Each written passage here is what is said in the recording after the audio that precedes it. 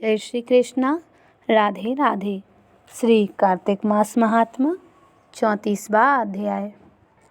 ऋषिगणों ने सूत जी से कहा, हे सूत जी, पीपल का वृक्ष शनिवार को छोड़कर सप्ताह के बाकी दिनों में क्यों नहीं पूजा जाता है?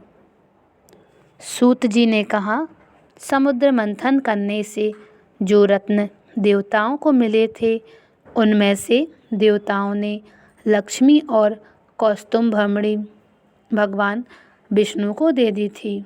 भगवान विष्णु जब लक्ष्मी जी से विवाह करने के लिए तैयार हुए तो लक्ष्मी जी ने कहा, हे प्रभु, जब तक मेरी बड़ी बहन का विवाह नहीं हो जाता, आप मुझ छोटी बहन से विवाह कैसे कर सकते हैं?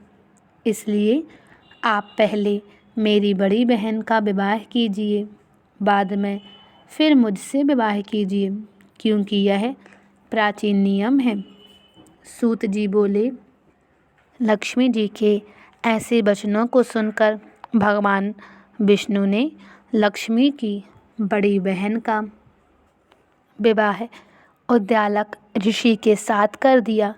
वह आलक्ष्मी बड़ी क्रूप थी, बड़ा मुख, चमकते हुए दांत, वृद्धा के समान शरीर, बड़े बड़े लाल लाल नेत्र और रूखे बाल। महर्षि उद्दालक भगवान विष्णु की आग्रह पर उससे विवाह कर उसको व्रत मंत्रों की ध्वनि से गुंजाते हुए अपने आश्रम में ले आए। वेद ध्वनि से गूंजित हवन के पवित्र धुएं से सुगंधित मनोहर ऋषि आश्रम को देखकर बहुत दुखी हुई। उसने महर्षि उद्दालक से कहा, इस आश्रम में वेद ध्वनि हो रही है, अतः यह स्थल मेरे रहने के योग्य नहीं है। अतएव आप मुझे किसी दूसरी जगह ले चलो। उसकी बात सुनकर महर्षि उद्दालक ने कहा, तुम यहाँ पर क्यों नहीं रह सकती, और तुम्हारे रहने के योग्य दूसरी जगह कौन सी है? तुम यह मुझे बताओ। अलक्ष्मी ने कहा, जहाँ पर वेद ध्वनि ना होती हो, अतिथियों का सत्कार होता हो, यज्ञ आदि होते हों, उस स्थान पर मैं नहीं रह सकती। जहाँ पर पति पत्नी का आपस में प्यार हो, पितरों के निमित्त यज्ञ होते हों, देवताओं का पूजन होता हो, वहाँ पर मैं नहीं रह सकती।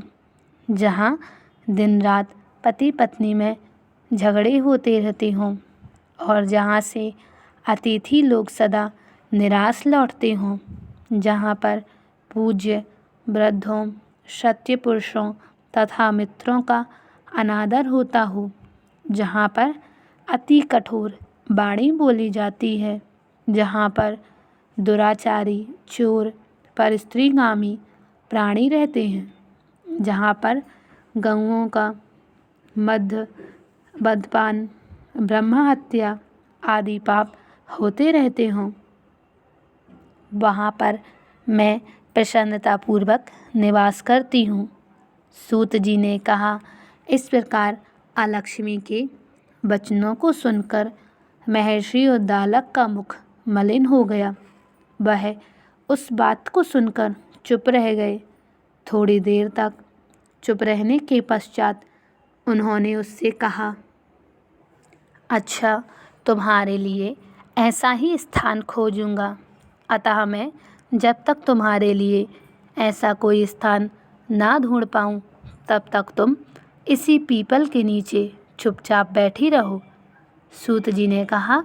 महर्षि उद्दालक उसको पीपल के नीचे बिठाकर स्वयं उसके रहने के योग्य स्थान ढूंढने के लिए निकले, लेकिन जब वह बहुत काल तक प्रतीक्षा करने पर भी वापस नहीं लौटे तो अलक्ष्मी ने रोने लगी, और उसका बुरी तरह से रोना सुनकर श्री लक्ष्मी जी ने वैकुंठ में भी सुना। अपनी बहन को रोता सुनकर लक्ष्मी जी व्याकुल हो गईं और उन्होंने दुखी होकर भगवान विष्णु से कहा, हे प्रभु, मेरी बड़ी बहन आलक्ष्मी पति के त्याग देने से अत्यंत दुखी हो गई है। हे नाथ, यदि मैं आपकी प्रिय पत्नी हूँ तो आप उसे आश्वासन देने के लिए उसके पास जाइए। लक्ष्मी जी की प्रार्थना को सुनकर कृपा सिंधु भगवान लक्ष्मी जी को साथ लेकर उस पीपल के पास गए जिसके नीचे अलक्ष्मी बैठी रो रही थी। उसको आश्वासन देते हुए भगवान विष्णु ने कहा, हे अलक्ष्मी, इस पीपल की जड़ में तुम सदा सदैव के लिए निवास करो, क्योंकि मेरे ही अंश से इसकी उत्पत्ति हुई है और इसमें मेरा निवास रहता है।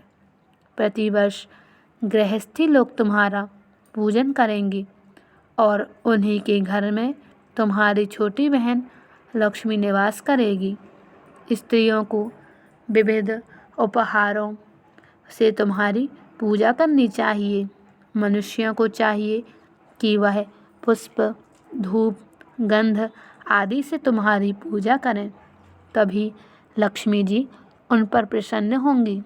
सूत जी ने कहा, भगवान विष्णु, सत्यभामा तथा पृथु और नारद का संवाद तुम लोगों को मैंने सुना दिया, जिसके सुनने मात्र से ही मनुष्य सब पापों को नष्ट कर जाता है और उसे वैकुंठ लोक की प्राप्ति होती है।